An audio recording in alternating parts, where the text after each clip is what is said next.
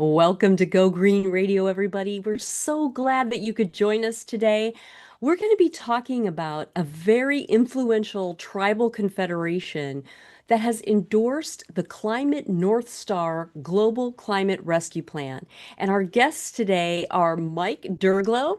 He is with the Confederated tribe. We're going to be talking with him about their decision to endorse this rescue plan. And our guest is also David Merrill, and he is the founder and project director for Climate North Star. And I'm so excited to talk about this topic. And David, I'm going to start with you. Welcome to Go Green Radio. We're so glad to have you. Thank you. Glad to be here. Well, let's start at the beginning. What inspired you to found Climate North Star? So I've been involved with the climate issue. It's really been part of my daily thinking since 1997. And I've noticed from the start that the urgency expressed by climate scientists about the seriousness of the threat and what we need to do is continually downplayed. It's almost like if you went to get your car repaired and the mechanic found out you need a new radiator, but didn't want to tell you that because you might be upset and says, well, just change a few spark plugs. It's a serious thing. We're talking about the livability of the planet. And we have to be very direct about what the climate scientists are saying and what we need to do. And I've always been very interested in that all through these many decades of being involved with this issue. It's become my life's work. So the biggest example of this downplaying the severity of the threat and what we need to do is the 1.5 Celsius temperature target of the Paris Climate Agreement. Now, it's widely recognized that this would be a safe long-term temperature, 1.5 degrees Celsius above pre-industrial levels. However, that is not based on science. That was a politically calculated thing that came out of the Paris Climate Agreement. And now everybody thinks, well, if we limit it to that level, we'll be kind of okay. That Hmm. is not what the scientists are saying. Yep. Actually, the long-term safe temperature is zero point 0.5 Celsius, which we last had on Earth in 1985. Yeah. So the last time temperatures were this high, sea levels were 20 to 30 feet higher. Wow. And So, we're gonna dive into that yeah. because I know that's one of the key findings of the Climate North Star Rescue Plan, and we're gonna dig into that and talk about what the world will be like with 1.5 versus zero point 0.5. And Exactly. I'm so glad to have you on with us. And Mike, so excited to have you on as well. You're on the Tribal Council for the Confederated Salish and Kootenai tribe, also a board member for Climate North Star, and we're so glad to have you on the show as well. Tell us how you got involved with Climate North Star. Good morning, Jill. Het squex specia et Suissum het Louis squex. Kisu quicknum ox machina ku cocklex gauis kaklautla. Good morning, everybody. My given name is Standing Grizzly Bear. As Jill said, my English name is Mike Durglo, and I'm actually not on tribal council. I tried that. I thought I wanted to be a politician back in 95, 96, and I served one term, which is 4 years, and that was enough for me. Didn't do very good at politics. And actually, right after that, I actually went to college, got my degree in environmental science, and then started working for the tribes in the natural resources department. And about 20, I think 2012 is when we started climate work here on the tribe. And we were actually one of the first tribes in the United States to develop a strategy. Swinomish was first. I think Nez Perce was working on theirs when I started ours. But through that whole process, I think it was, I don't remember David. We've known each other for several years. I think actually I met David at one of our Earth Day events. David came and presented. I can't remember even exactly what it was at the time that I met David, and we just got involved. We been in touch ever since then, and really got to know each other, and been working together since. That's awesome. That's amazing. Well, I'm ready to dive in to what is on your website on Climate North Star, the Maximum Speed Global Climate Rescue Plan. And David, I'd love for you to begin by talking about who was involved in writing it. I think it's important for our listeners to understand that this is a credible document. So let's start there. Sure. So I wanted to pull together experts in different areas and combine their contributions and see what, if we did these things, what would that impact the global temperature, sea level rise, and other things. Um, so the energy transition piece, which is moving to 100% renewable energy by 2035, was written by Steve Nelson. He has extensive experience in researching high-speed energy transition plans. One of his prior plans was described as a remarkable work that ranks right up with energy transition and energy vision works by eminent researchers worldwide, and that was from the senior consulting scientist for the Union of Concerned Scientists. Dominic Della Sala is a widely recognized expert on forestry. He's worked for several nonprofit conservation organizations for over 40 years as a global biodiversity and climate change scientist. He's also served as president of the Society for Conservation Biology North America section, and he's internationally renowned author of over 300 peer-reviewed articles and 9 co-authored award-winning books. So definitely a leading voice in forestry practices. Dr. Marshall McDaniel is an associate professor of agronomy at Iowa State University, and his research strives to inform management that enhances soil plant synergy that leads to sustainable agro-ecosystem management. Mhm.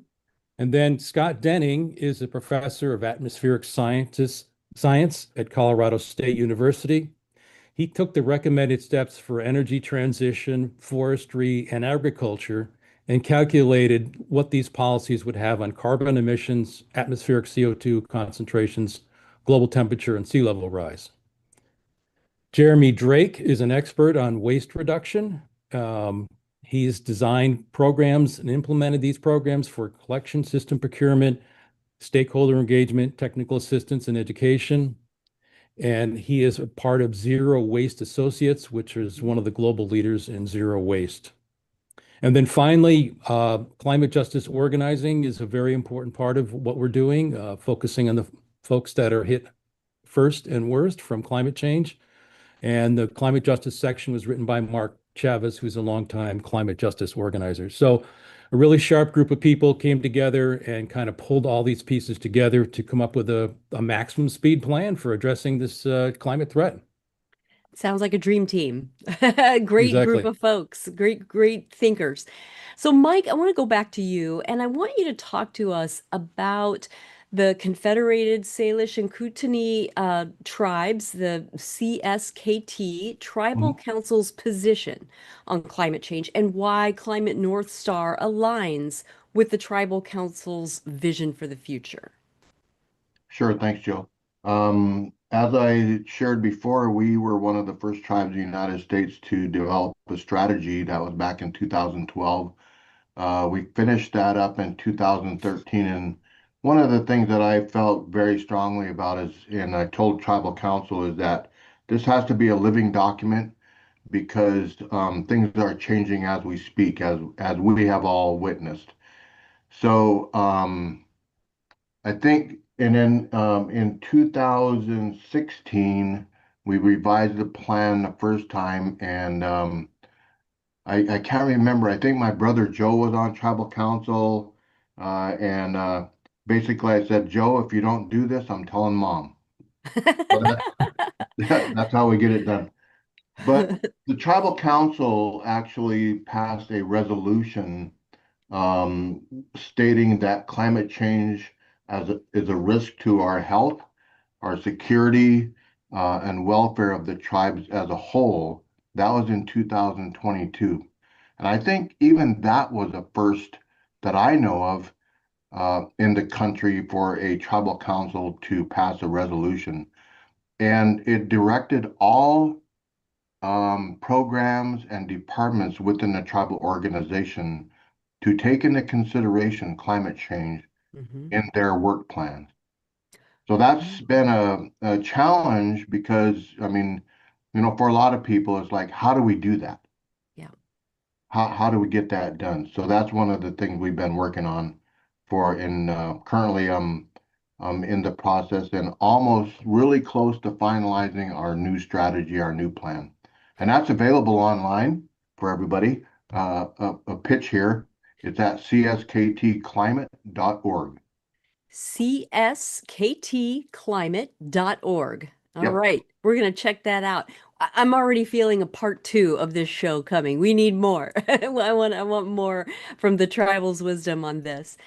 So, David, we talked a little bit about this earlier in the segment, the difference between the Paris Accords and the 1.5 Celsius that we're supposed to be able to live with, and the future with a zero point 0.5 Celsius difference. Help us understand why Climate North Star is pushing for more of a zero point 0.5 Celsius situation than the 1.5 Celsius that the Paris Accords are pushing.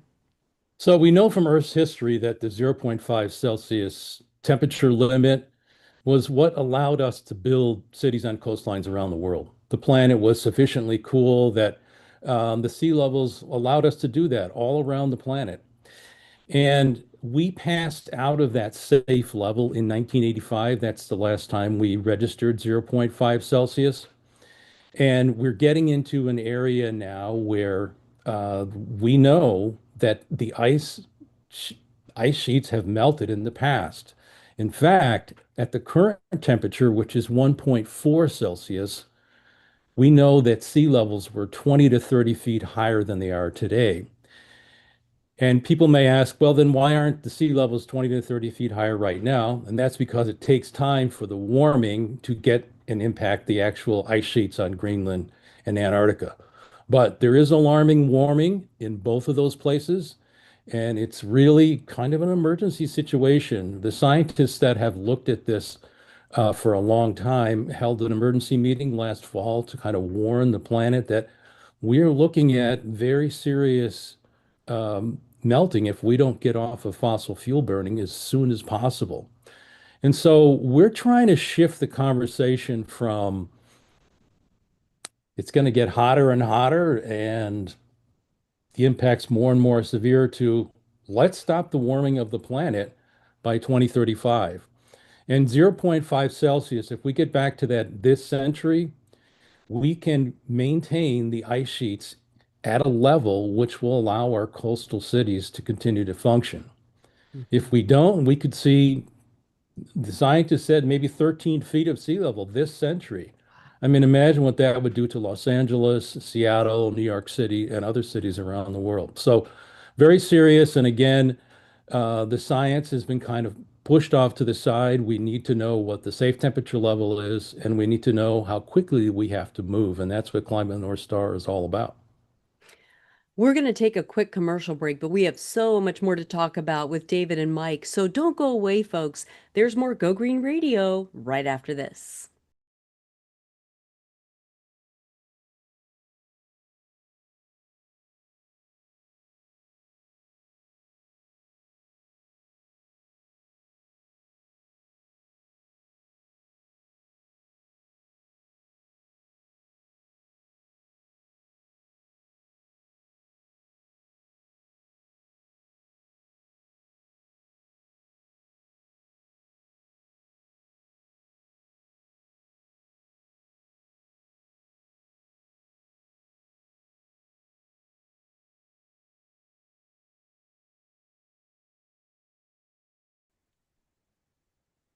Welcome back to Go Green Radio, everybody. So glad that you could join us. And if you're just tuning in, let me catch you up. Our guests today are David Merrill, the founder and project director of Climate North Star, and Mike Durglo, who is with the Confederated Tribal Council, or with the tribe of the Salish and the Kootenai. And we're talking about why the Tribal Council unanimously endorsed Climate North Star's plan to work on climate change and to arrest climate change so that we have a livable, survivable planet. Mike, I want to go back to you For our listeners who are unfamiliar with tribal governance, help us understand the significance of CSKT's unanimous endorsement of Climate North Star's Global Climate Rescue Plan. How will this action impact the tribes going forward, and how might this action influence other tribes to take similar action? Sure. Thanks, Jill. So I wanted to share earlier it was so important when I was developing or coordinating the process of developing our strategy back in 2012 to include tribal knowledge, so indigenous knowledge of our elders. And if you look at the website that I shared earlier, csktclimate.org, you'll see videos of those interviews with the elders. I got in trouble for calling them interviews. They told me to call them recorded visits. So that's what we're doing. Perfect. But during that process, it was like a lot of the elders were saying, we've been seeing this change around us in our world, in our land, in our medicines that we gather, in the foods and all that stuff. We've been seeing it for quite a long time. And one of the elders, Pat Pierre, who passed on, said that he thinks about the future, and I think that during that time there was a lot of wildfires and smoke, but he talked about a changing future. But the council it's so important to get your council, your tribal council, your leadership engaged and informed. And I think, for myself doing this for all the years that I've been doing, I think we're really at the forefront Hmm. in leadership in this the climate work that we've been doing. And in fact, I received an award from President Obama for the work that we've done with other tribes in the country, including Canada, Alaska, clear down to Arizona and New Mexico, so and all in between.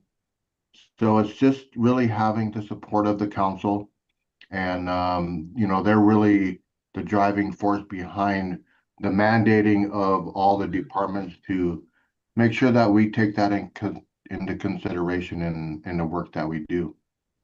When you guys are working with other tribes, do you have routine meetings where these types of issues could be brought up? And um, Absolutely.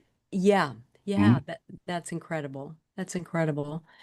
David, I want to go back to the rescue plan and talk to you about one of the other key findings in it. I'm going to read from it. It says Climate North Star is designed to prevent the collapse of the ice sheets of Antarctica and Greenland.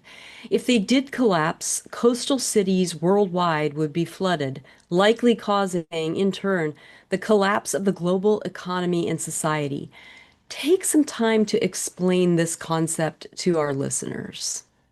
So people may wonder, why is there this intense focus on the ice sheets when there's thousands of climate impacts all around the world?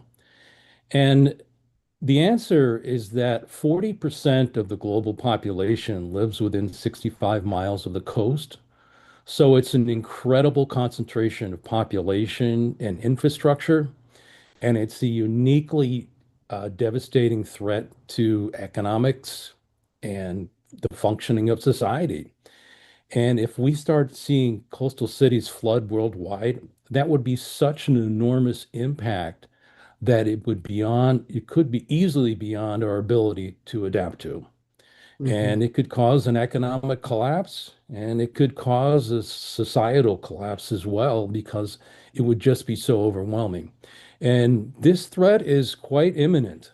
And that's why there's this intense focus on ice sheet collapse, because it is such a major threat to not only natural systems, but also from the built environment of humanity.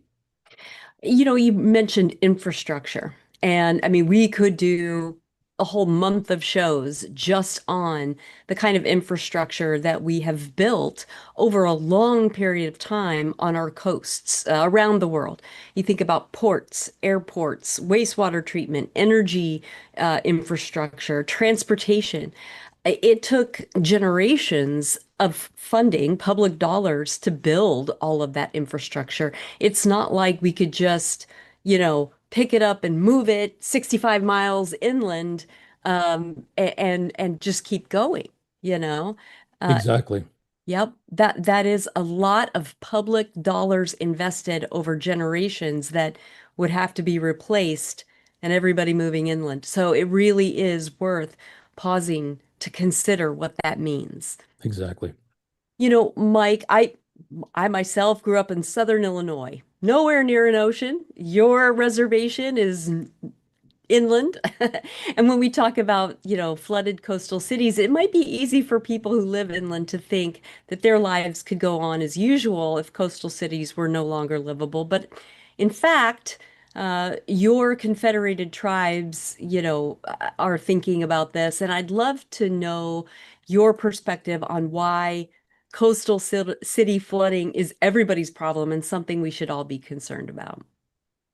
Right. And, I used to think that because I have relatives at the coast who live in Washington over by Portland, and I used to go fishing over there every year.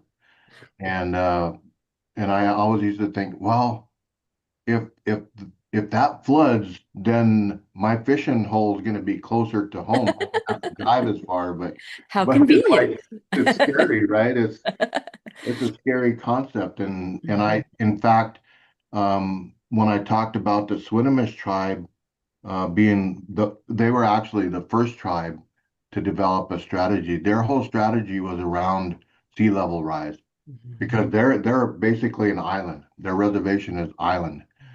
And just seeing the impacts, like I shared earlier, I work with tribes in Alaska. Those guys are ground zero. Yeah. I've been up there several times to visit with them, to put on workshops, and their whole thing is like, well, Mike, we don't have time even to develop a plan. We are in reaction mode. Yeah. We're having to move our villages. We're even our some of our burial sites are going into the rivers and the ocean and their homes. I mean, you've all seen it. Hmm. So, that's one of the things is that we are, even though we're I mean, I always think about how long does it take me to get to the fishing hole over with my relatives. It's like 9 hour drive. And I'll tell you, I've been, my cousin calls at 10 o'clock at night. I get in the car and head that way. So it's like, even though it's 9 hour drive, we are directly impacted because, we are at the headwaters of the Columbia River. So Oh. everything that comes off of our mountains goes downriver. So that's impacting all of that along the way. Hmm. And it's all connected. Absolutely. Well, and all of us, that live inland are receiving goods that are shipped into ports on coastal cities and then the transportation to get it to us. Mhm. And not to mention the fact that, if 40% of the population, as David mentioned, lives in coastal cities and they can't live there anymore, we're all going to get kind of tightly packed inland as well. So that's another thing to consider. David, I want to go back and talk more about the four pillars of the rescue plan. And the first is achieving global all sector 100% renewable energy by 2035. Talk to us about why this is so vital and some of the challenges we face in achieving that timeline.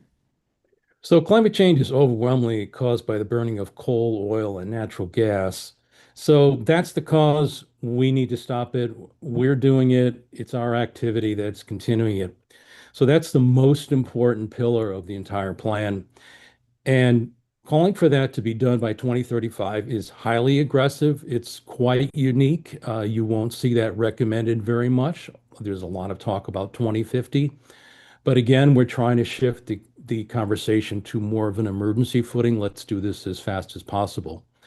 So Mark Jacobson of Stanford University said that it is technologically and economically feasible Hmm. to create such a system by 2035. So we're on solid ground in terms of peer-reviewed research. Now, it's extremely ambitious, It would mean something akin to what we did at the outset of World War II, where we shifted all the major industries over to war production. We would have to start shifting over our industrial lines to producing all electric vehicles. China, for example, is rapidly electrifying their heavy transport. They have trucks now that are fully electric with the heavy-duty battery charging stations. We need to do the same thing. We need to shift over to producing more electric vehicles, more heat pumps, which can run on electricity and renewable energy and are much more efficient. And basically, it goes back to the native wisdom is that the health of the entire planet is central to all that we do as humanity. It has to be at the center of all of our thinking. And we need to preserve a livable planet for our children. So this would mean a very dramatic shift in focus by government and also industry so that we can produce the products that we need to have a renewable energy system in under 10 years. And again, it may seem impossible, but at this point, we need to attempt something that seems impossible because it's very late. It's going to have to be very ambitious. And there's no reason that we should be cutting back on the goal of 2035 at this point. Let's see how close we can come. Yeah, if you don't try, you definitely will not make it. So, I mean, Yes. at least trying is so important. And I've always thought, I mean, they call these fossil fuels for a reason. It's not like the Earth is making, new coal, new oil, new natural gas. I mean, at some point they're going to run out anyway, or be so hard to get to that we're going to use more energy getting them out of the ground than we're going to get in putting them to work. And so it just makes sense anyway to make this transition, but the speed at which we need to make it is what's important to remember. Mike, how can the tribes support this pillar of the climate rescue plan? I think a big part of it is outreach and education, and in informing people, informing our people what and how we can as individuals. One of the things I always think about is it seems to me, and I've read this before, is that the big the big fuel companies are trying to place the blame on the individual. We do have a responsibility, like David said.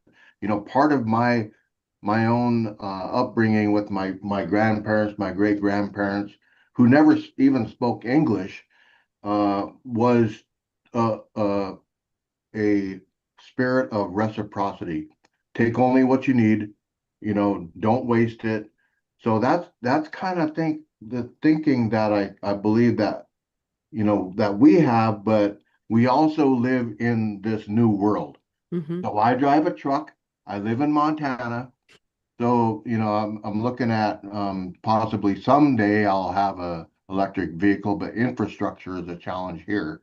Yep. We don't have the charging stations. But one of the things that I wanted to talk about was I'm currently in the process of doing a greenhouse gas inventory of the whole tribal organization. So looking at how many vehicles we have, what type of fuels they use, whether it's diesel or gasoline, Hmm. how many buildings do we have, how many of those buildings are heated and cooled by propane, electricity, and that type of thing. So, and all of that depends on the support of our leadership. Yep. Can't emphasize Absolutely. that enough. It really takes the backing of our leadership.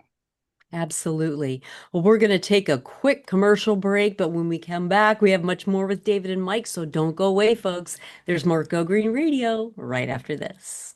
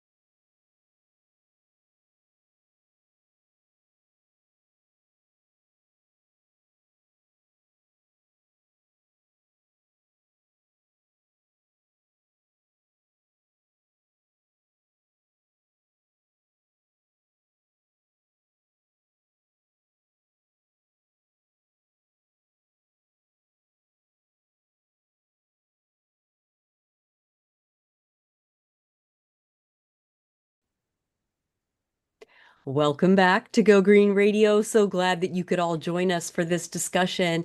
We've been talking about Climate North Star. You can check them out on their website. Just Google Climate North Star, and they have a climate rescue plan that we're discussing today. And the reason we have Mike on is because his tribe unanimously, their tribal council unanimously decided to endorse and support Climate North Star's climate rescue plan.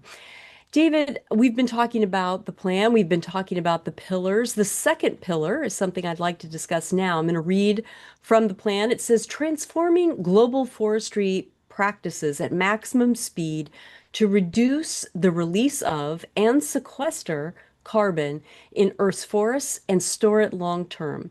Now, many of us are not well versed in forestry practices, so help us understand what reaching this goal would require. So the forestry stock on the planet is a tremendous storage of carbon and a tremendous ability to store carbon emissions.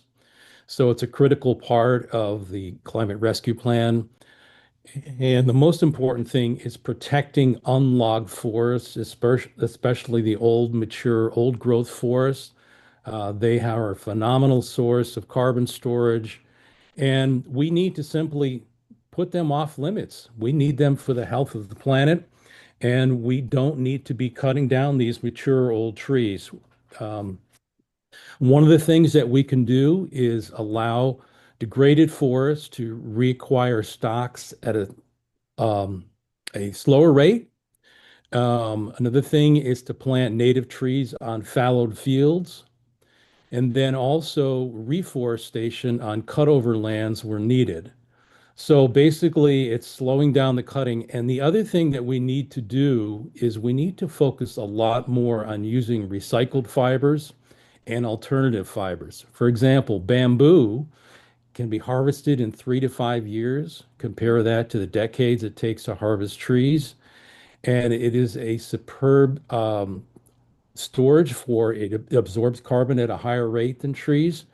And so we should be using a lot more of these rapid turnover alternative fibers like bamboo for our paper products. Mm-hmm. And we need to dramatically upgrade the recycling as well because an enormous amount of paper is wasted that could be put into new products. Mm-hmm. And again, we need to be protecting forests, especially the old mature growth forests. They need to be off limits to logging and degradation. And we need to be replanting native trees where appropriate to increase the forest stock. Mm-hmm. And I'm going to put a plug in for bamboo as well. There was a point in time where I wanted to get PFAS out of my house, and carpet is one of the places where you can reduce your exposure to PFAS chemicals. And we wanted to put in wood floors that would be easier to clean with kids and dogs and all of that. And doing research way back when, I found that bamboo was a great choice, sustainable in so many ways and hard as nails. I mean, Hmm. they stand up to time. They really do. So there's a lot of ways to support and embrace this goal. And Mike, I want to ask you, what are some of the ways that CSKT, the tribal council and the members of the tribe could demonstrate support for this pillar of the rescue plan? I have a question for you first. What is Sure. PFAS? PFAS is a family of man-made chemicals Oh, okay. that we've done some shows on this, and it's been getting into our water supply in a lot of places, including where I live. And it's Mhm. used on a number of different products and Fabric chemicals. applications like Teflon pans and grease resistant, stain resistant Sure. things. And so um, I'll send you some info because it's Uh, important to know about for yeah, sure. definitely. Thank you Yeah. for that. So, we are one tribe that historically is a timber resource tribe. Mm-hmm. So we depended a lot on the timber sales for our funds, our budgets for the tribal organization historically. Mm-hmm. In the last, I don't know, 20, 30 years, that has shifted some because the timber industry I'm not a subject matter expert, I'm not a forester, but I do work closely with the forestry program. One of the things that we've been working on is white bark pine. If people are not familiar with white bark, it's a high elevation, slow growing tree that really is not economically um, harvestable, or we don't cut it down for boards or nothing like that. Since it's so high and it's really gnarly, it grows, the wind blows it around, takes a long time for it to grow. But in the process of developing our strategy, we learned more about the significance of white bark pine in snowpack retention. It Mm. provides a food source for over 100 animals, different animals, including us. Historically, we gathered white bark pine nuts for our food source. So yeah, that's some of the things that we've been doing with Hmm. forestry and just looking at different. I think I forgot about this. So we were I think the first tribe in the United States to set aside a wilderness area on our reservation. So in the Mission Mountains, which is part of the Rocky Mountains, the Northern Rocky Mountains, we set aside a huge area and set that side in wilderness. So people can't harvest. I mean, we're talking right now about doing some selective harvesting because the uh, the dominant tree that used to be ponderosa pine is now turned to Douglas fir, and it's Oh, okay. really growing thick. So Uh-huh. yeah, that's kind of Well, and you're being purposeful about it. I mean, your practices are a reflection of your values, and I think that's where we all need to get to. David, I want to go to the third pillar of the plan. I'll read it. Here it says transforming global agricultural practices at maximum speed to reduce the release of, much like the forestry practices, to sequester carbon. Give us some examples of what transforming global agricultural practices would entail. So there's several different practices that can be used to implement regenerative organic agriculture systems. Hmm. And one of them is basically minimizing the disturbance of the soil. You plant a lot more cover crops, you try to avoid bare soil, and you reduce tillage where you can. So it's a change in very common practice in agriculture, and it has really strong carbon benefits. Another thing is plant diversity. Intercropping is growing two or more crops together in the same space, and they can have very positive interactions with each other, which can increase fertility and productivity. Hmm. Another thing is agroforestry, which is integrating trees and shrubs with annual plants. For example, you could have row crops, annual row crops, and then you could have nut trees that are integrated so that you have another cash crop. It can actually be economically good for farmers to have this diversity as well. One of the fascinating things about uh, this switch in practices is having more perennial plants. There Mm. is now a wheat called Kernza that was developed by the Land Institute in Kansas, and it is a wheat crop that produces every year without being replanted. It's a perennial plant, and you can just imagine what that does for the Yeah. carbon sequestration. And they are already producing this wheat. It's been in cereals. I've actually purchased a cereal that had Kernza in it. It was delicious. And so this is a really exciting thing where we could actually have a major crop Yeah. and it on a perennial basis, which has tremendous carbon benefits and also economic benefits as well. Another Yeah. thing is more careful integration of livestock into grazing cover crops and increasing manure for agricultural practices. So these are just several of the things that can be integrated into systems so that you have a more carbon sensitive agriculture practice. And a lot of these things are starting to spread around the world. Yeah, I'm reading about it all the time.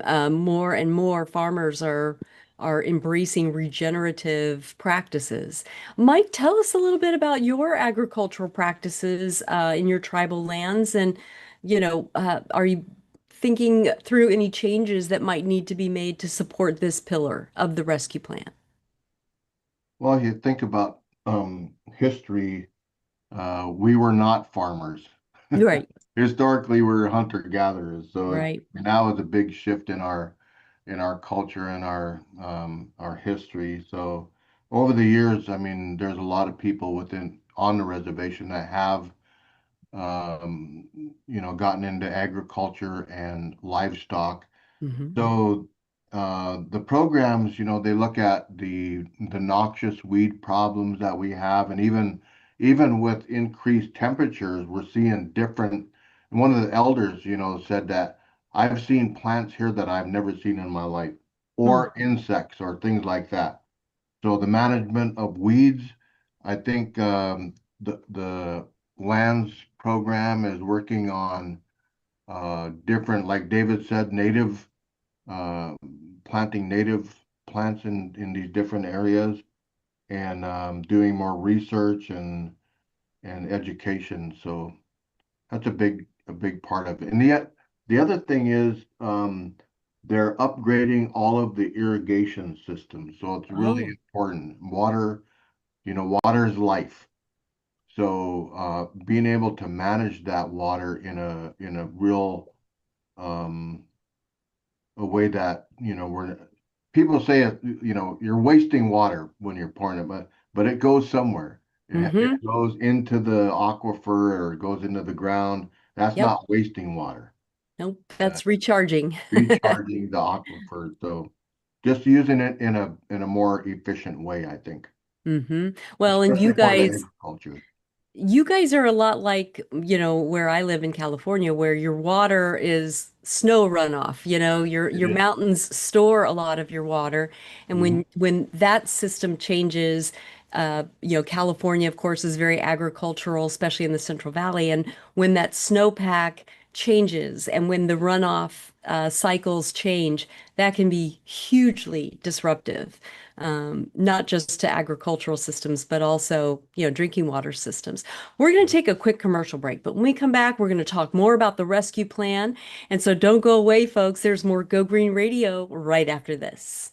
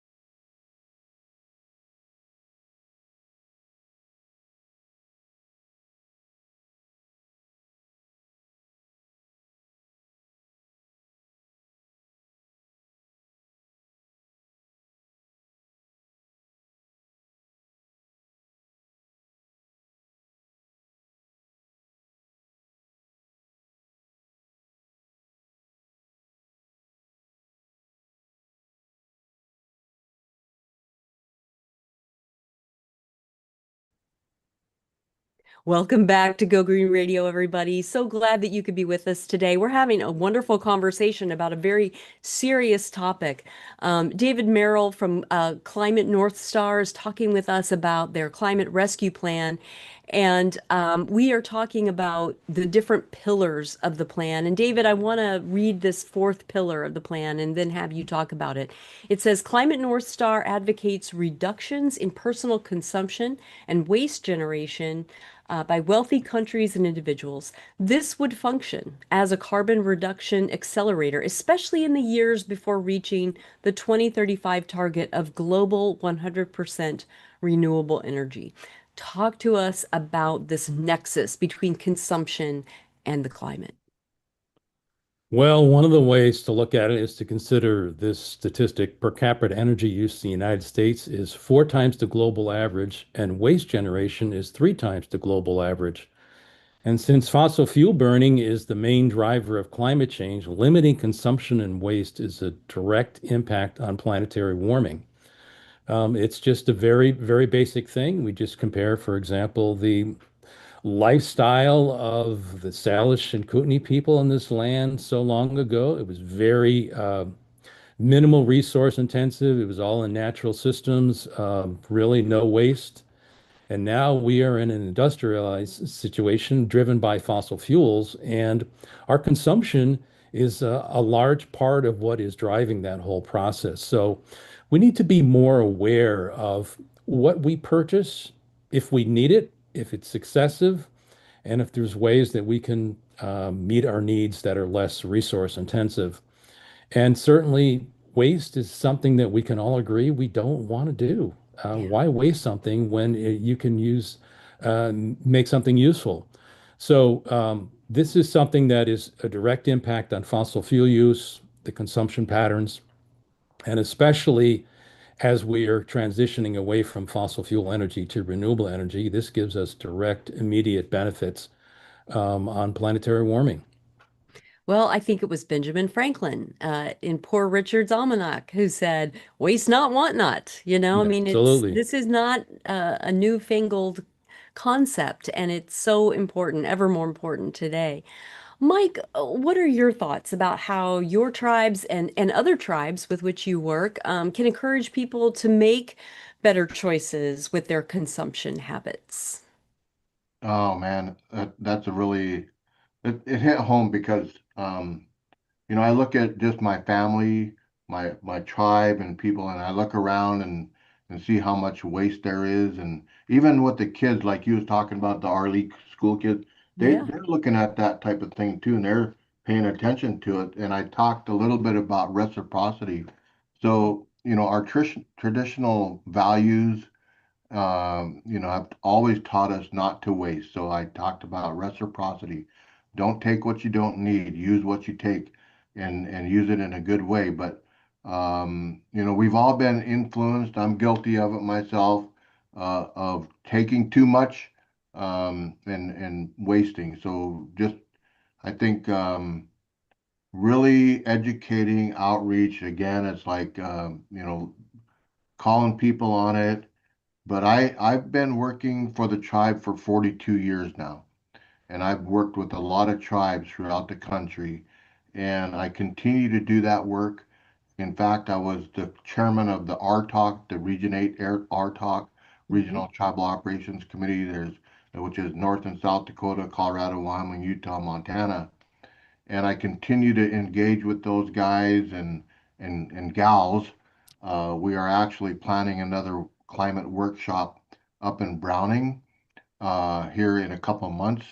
So it's just continuing to engage with them and really talking about the new ideas, talking about the new science, new technology. We're working on we're calling it a repurpose grant for plastics to not Mm. just recycle them, but repurpose them, Yep. building materials out of the plastics. So not just the ones and twos, but all 1 through 7 plastics. Oh, wow. Um, we're working on developing those things. So it's It's an so ongoing challenge. interesting. Yeah, but it's so interesting to hear, what another set of governance is doing. I mean, we are very familiar, many of us, with our local, state, and federal government, but to hear what tribal government and tribal associations are doing together is so interesting, and I think it's so inspiring as well. Um, David, I want you to put us to work now. Okay. Our listeners, are probably thinking, okay, what do I do? So I want you to tell us, the top two or three things that we could do in the immediate future to make the greatest impact on the Earth's climate. Give us our to-do list. Okay, the first thing I would say is gain a deeper understanding of the threat from ice sheet collapse and share the link to the Climate North Star report with your families and friends. What we're doing is kind of unique. There isn't a lot of talk about this zero point 0.5 Celsius. There isn't a lot of talk about stopping fossil fuel burning by 2035. Let's get the word out, talk about why we need it and why we should do it. Consciousness is a first step. The Hmm. second, become engaged with others in stopping further fossil fuel development and promoting renewable energy. We have the clean energy technology. We just need to develop it at a much more rapid pace. China, for example, is adding solar power 8 times the rate of the United States. So there's a lot of opportunity for us to speed things up. Mhm. Finally, I would consider installing a heat pump in your home for heating and air conditioning, which is more efficient and usually costs less to operate than a gas furnace. That's a big thing that people can do at home that really has an impact on fossil fuel burning. hmm I mean, here's the thing. A lot of our listeners have social media accounts. You know, you're putting out messages to your friends and family about things that are important to you or funny things that you want to share to entertain. Salt and pepper and sprinkle in some of these messages. Let your friends and family and your contacts know that these things are important to you. And as you mentioned, David, there are some things that you can share. Links from Climate North Star's page and get out on Mike's tribal page, CSKTclimate.org, and share some of that as well. So let's make this socialized. I love that. Thank you, David. And Mike, for you, for other tribal leaders who are listening, what action or actions would you ask them to take? I think I've said it several times during this talk. We really need our tribal leadership to engage and support what we're doing on the ground. It's really a challenge right now in this administration to even find funding to do those things. All of my work has been from grants and and basically all those are gone. I put in for a $20 million solar grant that I was going to work on the reservation to put up solar and green uh, ground source heat pumps in homes on the reservation. That disappeared. So, Mhm. but it doesn't, I don't give up, we keep trying. One of the things that I always think about is a lot of this is personal choice. We have to make personal choices. And one of the things this always sticks in my mind. I was traveling to Florida because I was invited to talk about our climate plan in Florida at the University of Florida. And at the airport, I seen this sign. It says, if you see something, say something. And I watched this person throwing away a recyclable bottle in a garbage. And it just bugged me. All that whole trip, I thought about that. It's like, I didn't say nothing. Yeah, So you say something and then also be responsible because I have to think about my own. I flew clear to Florida to get up on this podium and talk about climate change for 20 minutes. How much, flying yeah, out was like, man, I'm so grateful for Zoom and all the yeah, platforms that we have now, but it doesn't take away the interpersonal relationships that we build over time. that's Just like true. I talked to you about David. I mean, you can't do that in this way, but I'm glad, Exactly. Jill, glad I met you. Hope Me to too. keep in touch. I think we can help each other. That's the biggest thing. Absolutely. Well We're here to help. said. We're here to help each other. It's human to human connection that's going to get us to where we need to be. David, Absolutely. in the last minute that we have in the show, what parting thoughts would you like to leave with our listeners? Well, so much of the public conversation about climate change seems to be the planet is going to get hotter and hotter and the impacts more severe. Let's change that to we're going to stop the warming of the planet by 2035. That is the most hopeful fact about the climate challenge. We know that when fossil fuel burning ceases, the planet stops getting warmer right Yep, away. So let's come together and create a global 100% renewable energy system. That's what the Climate North Star Plan is all about. And what a tremendous achievement that would be. And we really don't have a choice, so let's just do it. let's do it. I love it. Thank you, gentlemen, so much for joining us. And thanks to all of our listeners for joining us as well. We'll be here same time, same place next week with more Go Green Radio. Until then, have a wonderful